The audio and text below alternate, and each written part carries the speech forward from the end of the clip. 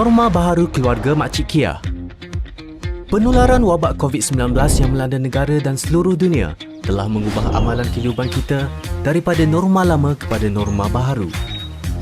Kita perlu memulakan norma baharu sebagai satu kemestian dalam hidup, tidak terkecuali keluarga Makcik Kia. Ayub, menantu Makcik Kia, mula bekerja di pejabat. Ayub menggunakan pengangkutan awam ke pejabat. Ayub memakai penutup mulut dan hidung semasa berada di luar dan sentiasa membawa hand sanitizer untuk digunakan apabila perlu. Sewaktu di stesen MRT, Ayub mengamalkan penjarakan sosial yang selamat semasa beratur serta melakukan pemeriksaan suhu badan sebelum menaiki pengangkutan awam. Sampai di pejabat, Ayub melakukan pemeriksaan suhu badan dan beliau juga mengelakkan 3C dan mengamalkan 3W. Sewaktu Ayub bertemu rakan sekerjanya, Ayub meletak tangan kanan di dada sebagai tanda bersalaman. Sewaktu makan di pejabat, Ayub tidak berkongsi makanan dan peralatan dengan rakan sekerjanya. Ayub juga kerap cuci tangan dengan air dan sabun di pejabat. Rosnah, isteri Ayub keluar ke pasar raya untuk membeli keperluan harian. Rosnah memakai penutup mulut dan hidung kerana mempunyai gejala dan sentiasa membawa hand sanitizer untuk digunakan apabila perlu. Setiba di pasar raya, Rosnah mengamalkan penjarakan sosial dan di pintu masuk pasar raya, suhu badannya diambil untuk memastikan dia tidak demam. Semasa membuat pembayaran di pasar raya, Rosnah menggunakan kaedah pembayaran PayWave. Rosnah segera pulang ke rumah selepas selesai urusannya di pasar raya. Sampai di rumah, Rosnah menggunakan perkhidmatan pembayaran secara dalam talian untuk membayar bil utiliti.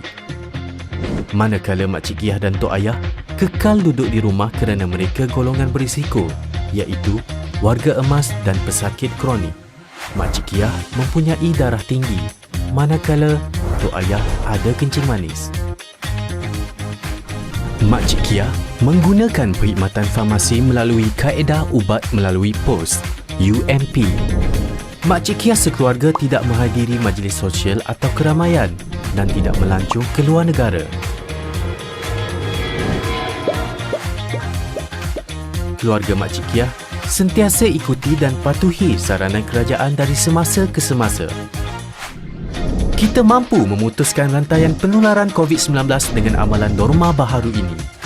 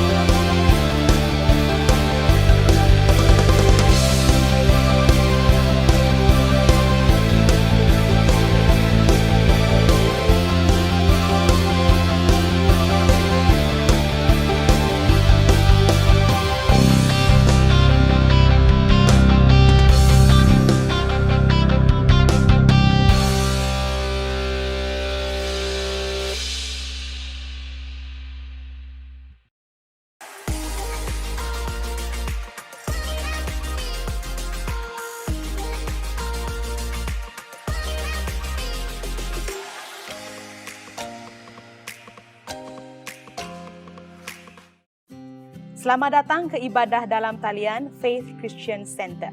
Sebentar saja lagi kita akan memulakan ibadah hari ini. Teruskan bersama kami sehingga ibadah selesai. Bagi menikmati ibadah yang hidup dan berkuasa, ikutilah panduan berikut. Siapkan hati dengan minda yang benar, iaitu beribadah. Berpakaian kemas seperti beribadah di gereja. Elakkan daripada melakukan aktiviti lain sepanjang ibadah. Pastikan telefon anda dalam keadaan mode senyap. Bernyanyilah dengan suara kuat, bersukacitalah sambil bertepuk tangan dan mengangkat tangan semasa pujian dan penyembahan. Memberi respon terhadap firman Tuhan dengan mengatakan amin. Anda juga digalakkan untuk mencatat nota. Selamat beribadah. Salam sejahtera, shalom jemaat Tuhan dan selamat datang kepada Anda semua. Terima kasih kerana terus setia mengikuti ibadah secara dalam talian. Mari kita siapkan hati kita untuk memulakan ibadah hari ini. Mari kita semua berdiri. Tuhan beserta kamu. Saya gembira bila mereka berkata kepada saya, hai, marilah kita menyanyi kepada Tuhan. Allah itu roh. Kemuliaan kepada Allah, Bapa, Anak, dan Roh Kudus. Amin. Mari kita berdoa bersama-sama. Ya Allah yang Maha Kuasa, semua hati manusia terbuka di hadapan Tuhan. Semua keinginannya diketahui oleh-Mu, dan daripada-Mu tiada rahasia yang tersembunyi. Sucikanlah niat hati kami dengan ilham Roh Kudus-Mu, supaya kami boleh mengasihi-Mu dengan sempurna, dan memuliakan nama-Mu yang kudus dengan selayaknya, melalui Yesus Kristus Tuhan kami. Amin. Haleluya. Beri kemuliaan kepada Tuhan Yesus. Kami sembah Kau Yesus. Tuhan, Kau sungguh baik Tuhan. Segala pujian, hormat dan kemuliaan hanya bagi Engkau Tuhan. Haleluya.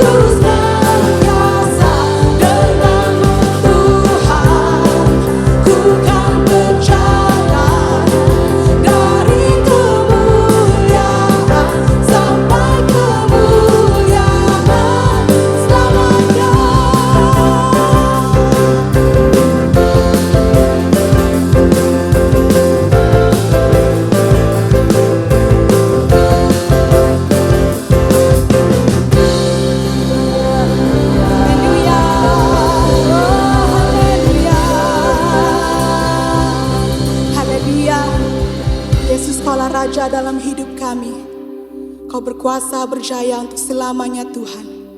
Terima kasih Yesus, Engkau sungguh baik Tuhan. Engkau Tuhan yang setia. Kami mau terus menyembah Engkau Tuhan. Oh, mari jemaat kita angkat tangan dan sembah Yesus. Haleluya.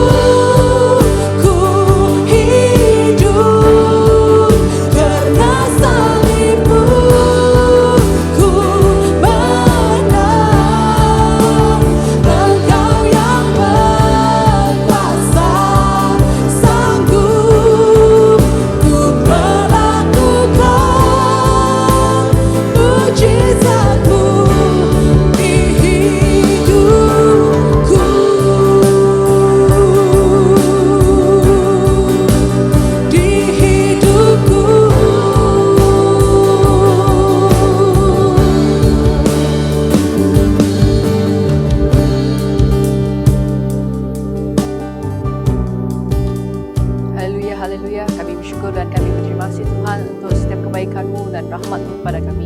Bapa, kami berdoa untuk setiap individu dan jemaat di FCC yang sedang sakit. Kami berdoa dan kami serahkan mereka dalam tangan Tuhan.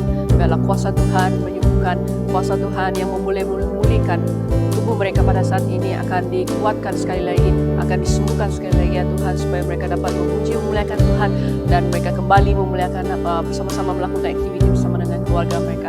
Sama ada mereka berada di rumah atau di hospital, Tuhan, pelindungan-Mu dan juga penyertaan-Mu bersama-sama dengan mereka dan keluarga mereka pada saat ini. Kami berdoa semua yang sakit Tuhan disembuhkan dalam nama Yesus.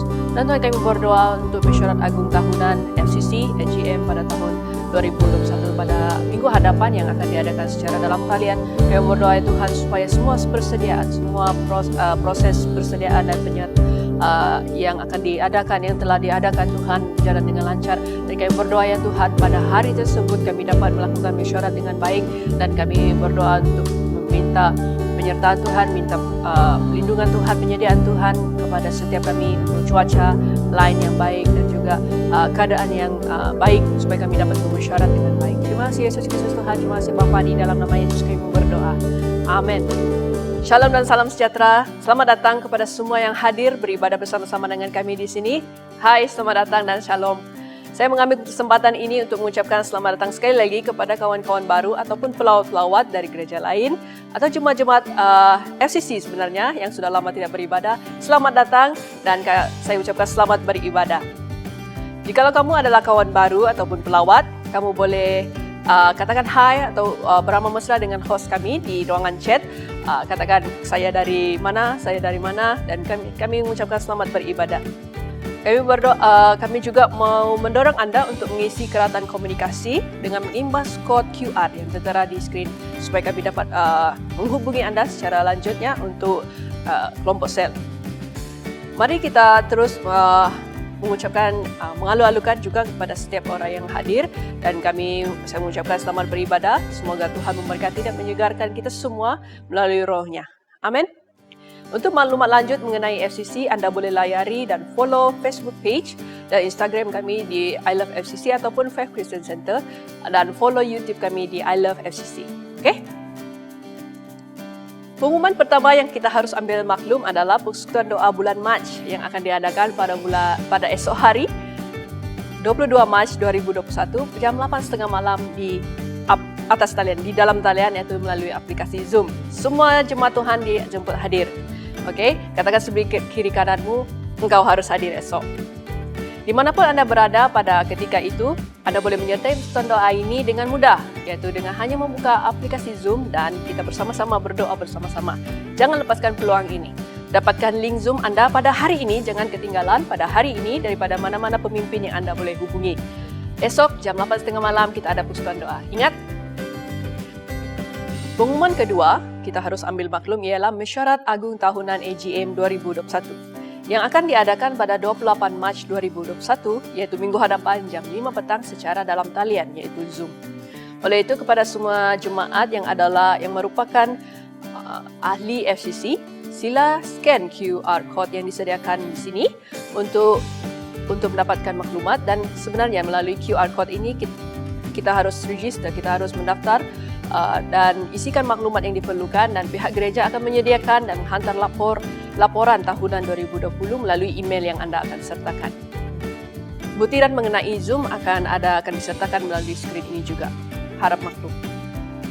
Pengumuman yang seterusnya, ini semua juga kita harus ambil maklum, yaitu ibadah Jumaat Agung, yaitu dibawakan dalam 7 kata-kata terakhir Yesus, akan diadakan pada 2 April jam 8 malam di Church Online platform di ilovefcconline.church. Sekali lagi, ibadah Jumaat Agung akan diadakan pada 2 April 2021 jam 8 malam di Church Online platform ilovefcc.online.church. Begitu juga perayaan Paskah pada hari Ahadnya yang bertemakan kuasa kebangkitan pula akan diadakan pada 4 April jam 2 petang di platform yang sama. Marilah kita sama-sama nantikan dan menyertai 2 ibadah ini dengan semangat dan hati yang bersyukur dalam mengingati tentang kebaikan dan pengorbanan Tuhan Yesus kepada kita, serta merasakan kuasa kebangkitannya dalam hidup kita. Amin. Sila pastikan Anda mengambil cuti bagi mereka yang bekerja hari Jumaat dan hari Ahad. Khaskan masa ini bersama-sama dengan Tuhan dan keluarga kita. Selamat beribadah.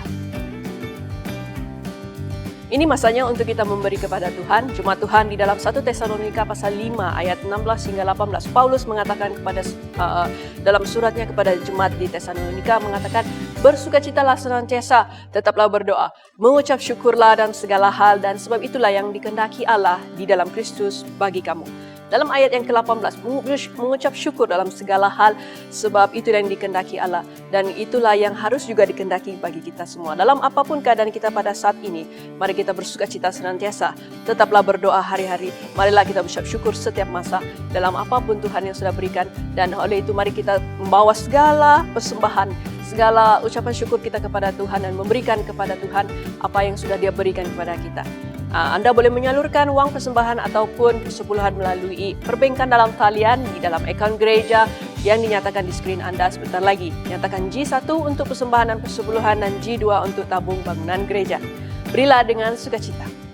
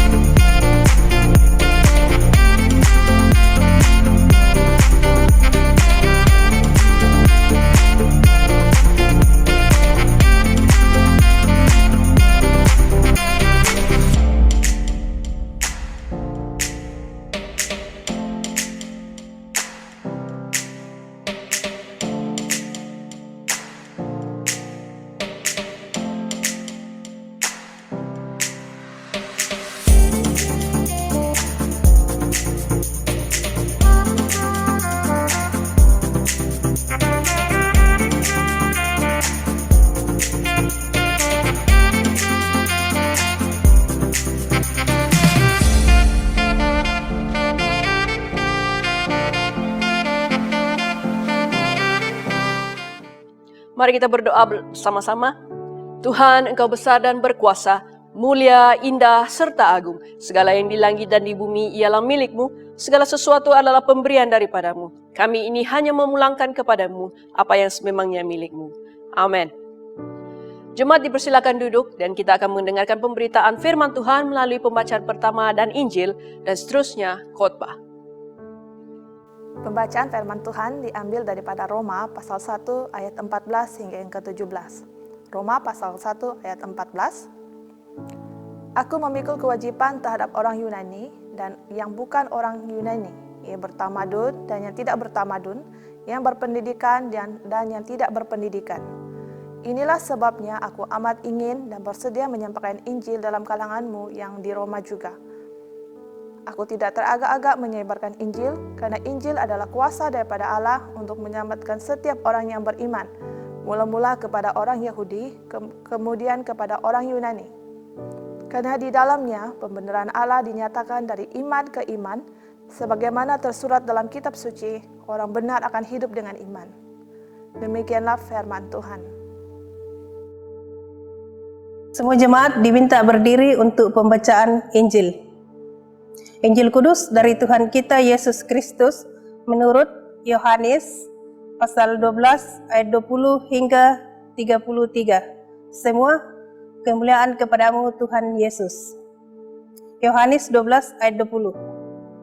Di antara orang ramai yang pergi ke Yerusalem untuk beribadat pada waktu perayaan itu, ada sebilangan orang Yunani. Mereka mendapatkan Filipus yang berasal dari Betsaida di Galilea, lalu berkata, Tuhan, kami ingin bertemu dengan Yesus. Filipus pun memberitahui Andreas, lalu mereka berdua pergi menyampaikan hal itu kepada Yesus. Yesus berkata kepada mereka, "Sudah sampai masanya Anak Manusia dimuliakan. Sesungguhnya aku berkata kepadamu, jika benih gandum tidak jatuh di tanah lalu mati, benih gandum itu hanyalah benih. Tetapi sekiranya benih itu mati, benih itu akan banyak menghasilkan buah. Orang yang sayangkan hidupnya akan kehilangan hidup itu, tetapi orang yang tidak sayangkan hidupnya di dunia ini akan mendapat hidup yang kekal. Sesiapa yang ingin mengabdi kepadaku mesti mengikutku, dan di mana aku berada, di situ jugalah abdiku. Orang yang mengabdi kepadaku akan dihormati oleh Bapakku. Hatiku resah. Apa yang akan kukatakan? Patutkah aku berkata, Bapa, jauhkanlah aku daripada saat penderitaan ini. Namun demikian, sebab itulah aku datang menghadap saat ini. Bapa, tunjukkanlah kemuliaan namamu. Ketiga itu kedengaran suara dari langit berkata, Aku sudah menunjukkan kemuliaanku dan akan menunjukkan lagi. Antara orang ramai yang mendengar suara itu, ada yang berkata, Guru, tetapi ada pula yang berkata, bukan, malaikat bercakap kepadanya.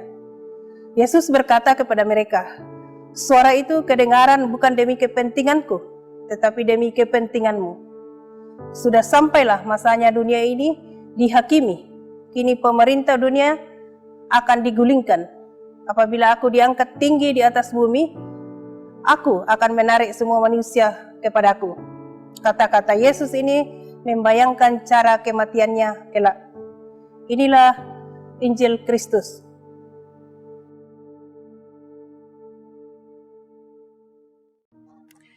Shalom, saudara-saudari sekalian. Puji Tuhan, hari ini saya berpeluang untuk melihat satu ayat, yaitu Roma pasal pertama, ayat ke-16. Bersama-sama kami akan lihat bagaimana Tuhan berbicara tentang Injil. Aku tidak teragak-agak menyebarkan Injil, karena Injil adalah kuasa daripada Allah untuk menyelamatkan setiap orang yang beriman, mula-mula kepada orang Yahudi, kemudian kepada orang Yunani. Saya percaya minggu lalu kami sudah mendengar latar belakang kepada ayat ini. Hari ini kami mau bermula dengan memikir bersama bagaimana kita melihat penginjilan. Adakah ianya satu pilihan atau tambahan dalam kehidupan kita? Paulus menganggap ianya satu kewajiban. Adakah kita melihat bahwa melakukan penginjilan di gereja adalah semata-mata untuk kebaikan Tuhan? Paulus menekankan bagi dia, ianya satu keinginan dan sesuatu yang dia siap sedia dengan penuh semangat. Injil telah sampai kepada kita. Kita tidak boleh menyimpannya untuk diri kita sendiri. Berita baik adalah untuk berkongsi. Kami berkewajiban untuk memberitakannya kepada orang lain. Dalam pembacaan hari ini, kita diingatkan lagi, saya memikul kewajiban. Inilah sebabnya aku amat ingin dan bersedia. Saya tidak teragak-agak mengibarkan Injil. Saya tidak malu dengan Injil. 1 Korintus pasal 1 ayat ke-18. Bagi mereka yang akan binasa, berita tentang salib dianggap suatu kebodohan. Namun demikian, bagi kita yang diselamatkan Allah, berita itu menunjukkan kekuasaannya. Paulus menunjukkan bahwa berita tentang salib, berita tentang kematian penebusan Yesus mempunyai kesan yang berbeza kepada orang yang mendengar. Bagi yang selamat, berita tentang salib adalah kekuasaan Tuhan. Bagi yang belum selamat, bagi mereka yang akan binasa dalam kata-kata Paulus, berita tentang salib dianggap sesuatu kebodohan. tugas yang kita harus tangani hari ini adalah bagaimana kita yang selamat harus menyampaikan berita ini kepada mereka yang belum selamat, kepada mereka yang belum percaya, kepada mereka yang akan binasa. Ramai di antara kita harus mengaku, jika kita jujur, bahwa kita malu menyebarkan Injil. Paulus menyatakan dia tidak. Aku tidak teragak-agak menyebarkan Injil. Ataupun dalam bahasa Inggris, saya tidak malu dengan Injil. Satu pernyataan yang cukup berani. Mungkin Paulus merasakan bahwa ada di kalangan orang Kristen di Roma yang rasa teragak-agak, yang rasa malu menyebarkan Injil. Mungkin terdapat segolongan di Roma yang menganggap kebenaran tentang Kristus sesuatu yang baru, sesuatu yang tidak masuk akal. Orang Kristen dianiaya, jadi adalah satu perkara untuk mempercayai Injil, tetapi satu perkara yang lain untuk mengambil risiko memberitakannya kepada orang asing. Paulus mengetahui perasaan digoda merasa malu ini dengan jelas. Paulus mengatakan kepada orang-orang Korintus bahwa dia datang kepada mereka dalam keadaan lemah, dengan gemetar ketakutan. Kita baca di 1 Korintus pasal kedua. Paulus tahu bahwa berita tentang salib adalah kebodohan bagi mereka yang tidak percaya, dan menjadi batu sandungan bagi sebahagian mereka karena ia melemahkan kebenaran diri, menantang kesenangan diri. Setiap kali Injil diberitakan dengan setia dan dengan berani, ia menimbulkan penentangan, ia menimbulkan penghinaan dan ejekan. Lalu bagaimana Paulus mengatasi perasaan malu dengan Injil? Paulus mengatakannya. Paulus memberitahukannya dengan mengingati bahwa berita tentang salib yang dibenci oleh orang tidak percaya karena mereka anggap ianya satu kelemahan, sebenarnya adalah kuasa Tuhan untuk keselamatan setiap orang yang percaya. Bagaimana kita dapat mengatasi perasaan malu menyebarkan Injil? Seperti Paulus, kita harus mengatakannya. Kita harus menyatakannya. Aku tidak teragak-agak. Aku tidak malu. Karena kita telah mengalami kekuasaan yang menyelamatkan dalam kehidupan kita sendiri. Adakah Tuhan telah mendamaikan kita? Di mana kita diperbenar melalui iman berdamai dengan Allah melalui Tuhan kita, Yesus Kristus? Adakah Tuhan mengampuni dosa-dosa kita? Adakah Tuhan menjadikan kita anak-anaknya? Adakah Tuhan meletakkan rohnya di dalam kita? Adakah Tuhan mengubah kehidupan kita? Dan adakah Tuhan telah memperkenalkan, membawa kita kepada sesuatu yang baru, kehidupan yang baru?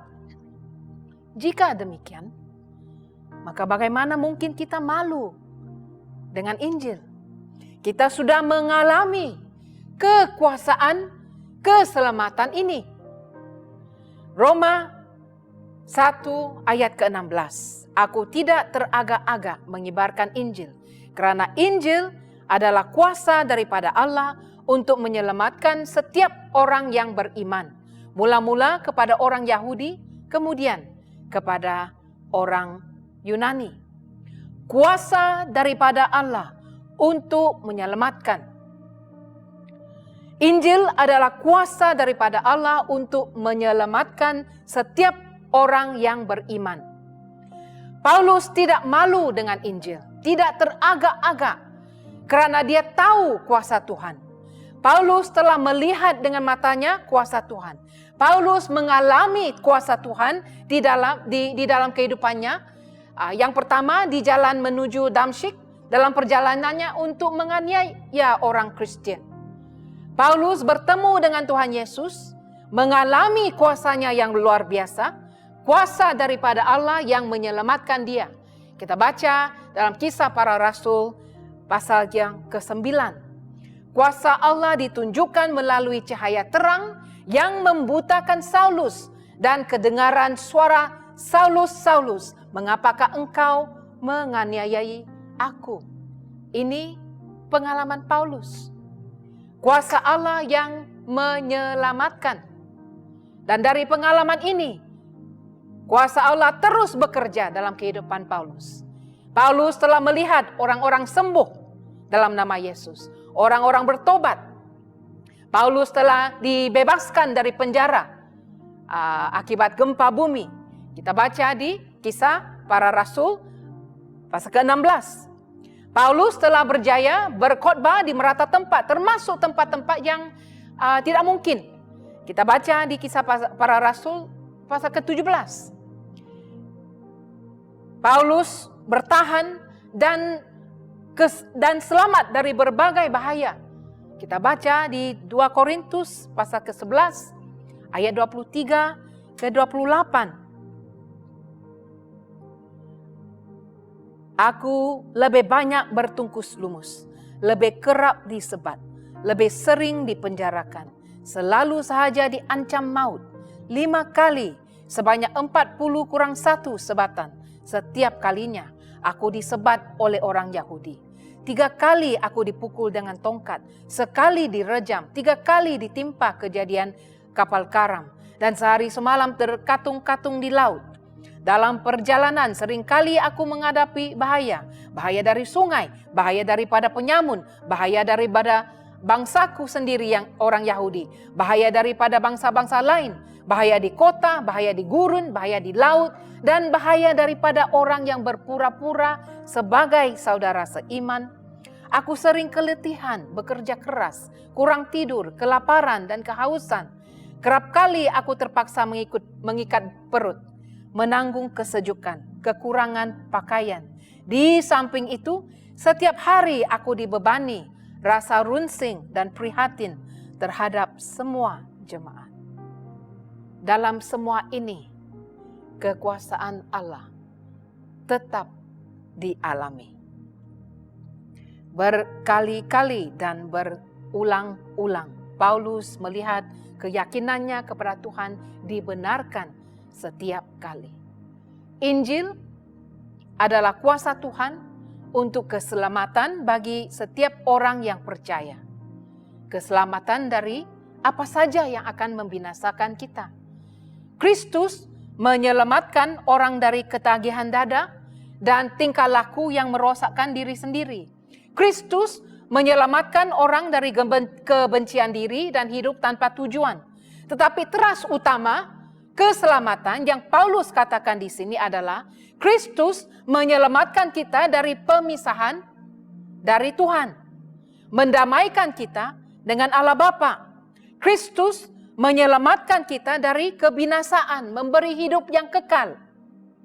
Berita baik ini adalah kuasa Tuhan yang menyelamatkan. Kuasa Injil mengubah kehidupan. Lihat sekeliling dan perhatikan mereka yang telah diubah oleh berita baik Yesus Kristus. Pada masa yang sama, lihatlah di sekeliling Anda dan perhatikan mereka yang amat memerlukan berita baik Yesus Kristus. Kuasa Injil membebaskan seseorang dari genggaman Satan dalam hidup mereka. Dari ketagihan dada, dari alkoholisme, dari pornografi, apa saja Anda namakan. Tidak ada apa-apa di mana Injil tidak dapat mencapai, tidak dapat mengatasi. Tidak ada satupun. Sekuat-kuatnya pengaruh genggaman syaitan tidak setanding dengan kuasa Tuhan yang menyelamatkan. Berita baik ini, Injil adalah kuasa Tuhan yang menyelamatkan. Kita diselamatkan dari kuasa syaitan. Kita diselamatkan dari murka Tuhan. Lihatlah dunia Anda. Orang di sekeliling Anda. Adakah terdapat seorang yang belum menerima berita baik ini? Adakah seorang yang belum mengalami kuasa Tuhan yang menyelamatkan dalam hidup mereka? Adakah Anda mengenali satu orang, dua orang? Adakah Anda mengenali satu keluarga atau dua keluarga? yang belum menerima Yesus Kristus. Mereka yang dekat, mereka yang rapat, mereka yang intim dengan kita hari ini. Adakah mereka semua sudah mengalami kekuasaan Injil dalam kehidupan mereka? Kuasa Tuhan yang mampu menyelamatkan. Perkataan semua orang sukar dipercayai. Orang Yahudi percaya bahwa orang bukan Yahudi dapat diselamatkan, tetapi hanya dengan mengikut cara-cara hidup orang Yahudi. Paulus mengatakan bahwa Injil memiliki kuasa untuk menyelamatkan setiap orang yang beriman, termasuk orang bukan Yahudi. Injil mempunyai kuasa untuk menyelamatkan apa sahaja dosa. Pembunuh bersiri yang terkenal, penipu, penjudi, perogol, sukar untuk dipercayai. Tetapi kenyataan ini benar. Sekiranya orang itu, walau apa kelatar belakangnya, walau apa dosanya, sekiranya dia mempercayai berita baik ini, Injil yang berkuasa ini, sekiranya dia berpaling dari dosa-dosanya dan menerima Yesus sebagai Tuhan dan Juru Selamat, maka dia akan diselamatkan. Berita baik, yaitu Injil, adalah kuasa dari Tuhan bagi setiap orang yang mempercayainya untuk diselamatkan. Sesiapa sahaja, setiap orang yang beriman, yang percaya Yesus Kristus dan percaya bahwa kematiannya di kayu salib menebus dosa, akan diperbenar melalui iman, akan berdamai dengan Allah melalui Tuhan kita Yesus Kristus, dan akan disambut dalam keluarga Tuhan. Yang beriman, yang percaya, kepercayaan, keselamatan bukanlah sesuatu yang berlaku sekali saja, tetapi sesuatu yang berterusan, senantiasa berjalan. Kita tidak seharusnya takut bahwa rahmat Tuhan tidak mencukupi untuk mengampuni keraguan.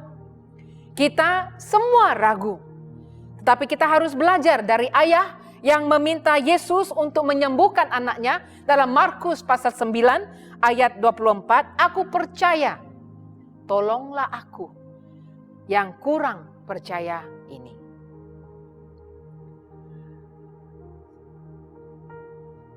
Mula-mula kepada orang Yahudi, kemudian kepada orang Yunani. Yunani bermaksud orang bukan Yahudi. Pelayanan Paulus utamanya kepada orang bukan Yahudi. Tetapi dia mengakui keutamaan orang Yahudi dalam rancangan Tuhan. Selama berabad-abad, orang Yahudi menikmati hubungan istimewa dengan Tuhan. Dan Paulus sering berkhotbah di rumah ibadat Yahudi. Namun dengan Yesus Kristus dalam Galatia pasal ketiga ayat 28, tiadalah lagi orang Yahudi atau orang Yunani, hamba atau orang merdeka, lelaki atau perempuan, kamu semua menjadi satu dalam Kristus Yesus. Setiap orang yang diselamatkan melalui iman. Baik orang Yahudi dan bukan Yahudi.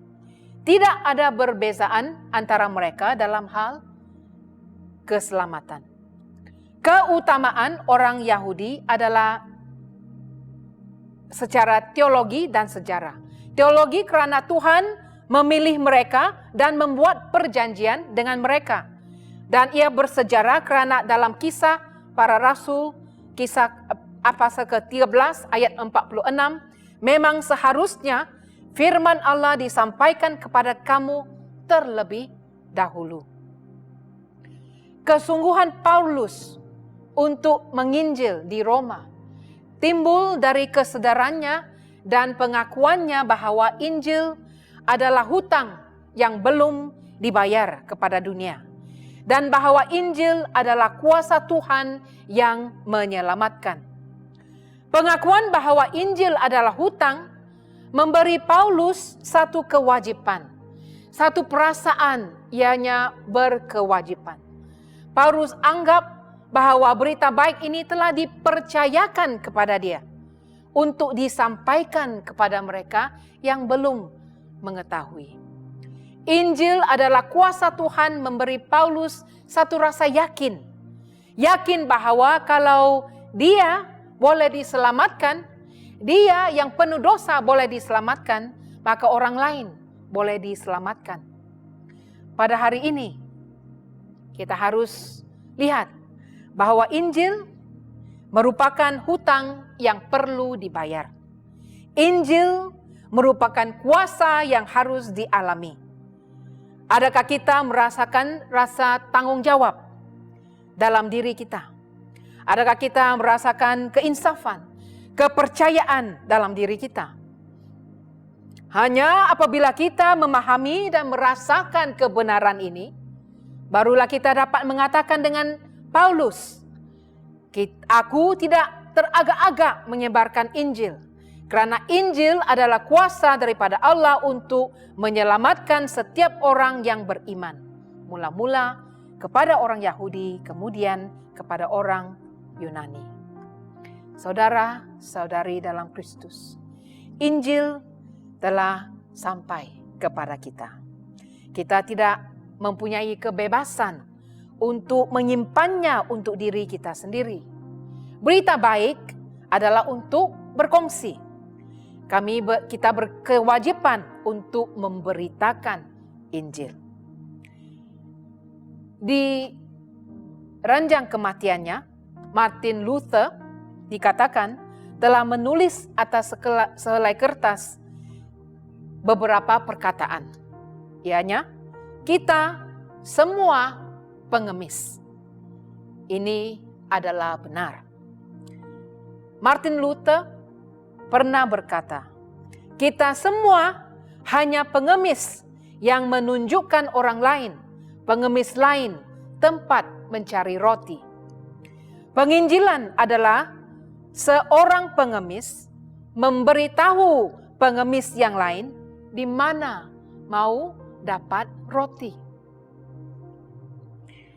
Kita semua datang ke salib tanpa apa-apa yang mampu ditawarkan. Kita hanya mampu mencari apa yang Tuhan sedia memberi. Kita semua pengemis rohani. Tuhan telah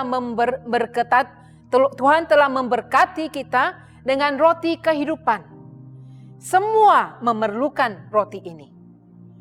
Jadikanlah ia matlamat kita untuk memberi roti ini ke dunia di sekeliling kita. Begitu ramai yang lapar. Begitu ramai yang begitu kelaparan. Tetapi sebenarnya mereka boleh jadi kenyang. Bawalah mereka ke roti hidup yang telah kita rasai, yang telah kita dapati. Dan hari ini, biarlah semua yang kita kenali boleh merasai kekenyangan selepas merasai kekuasaan Tuhan dalam kehidupan mereka.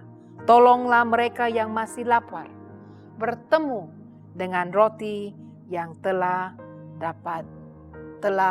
Anda dapati. Amin. Karena salibmu ku hidup, karena salibmu ku menang. Engkau yang berkuasa sanggup untuk melakukan mujizat-Mu.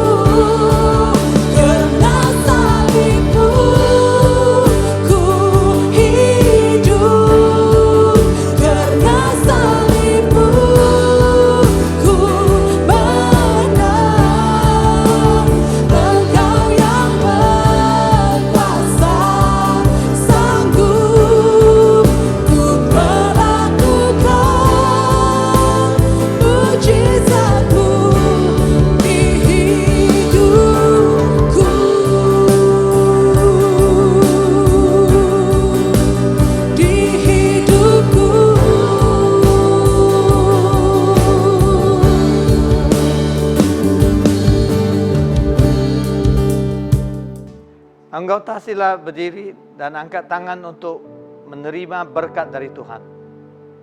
Sentosa Allah yang melebihi pengertian manusia, memeliharkan hati dan jiwa kamu di dalam pengetahuan dan kasih Allah dan anaknya Yesus Kristus Tuhan kita.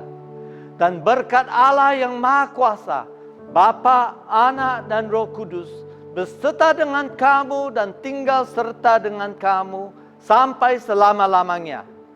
Amin. Pergilah dengan damai sejahtera dan layanilah Tuhan.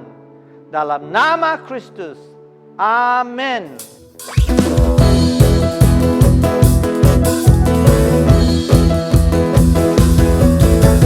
Aku bersyukur kau telah pilihku, kau bentukku jadi bejanamu, rapi dengan rohmu. Kau telah panggilku, beritakan Injilmu. Ini aku, pakai aku bagi segala bangsa, menyampaikan kabar lari, merawat yang lembut hati, hingga mereka melihat Kristus dalam kami, membawakan pengharapan, memberitakan kebenaran-Mu, menjadi terang kasih-Mu, hingga Kau kembali.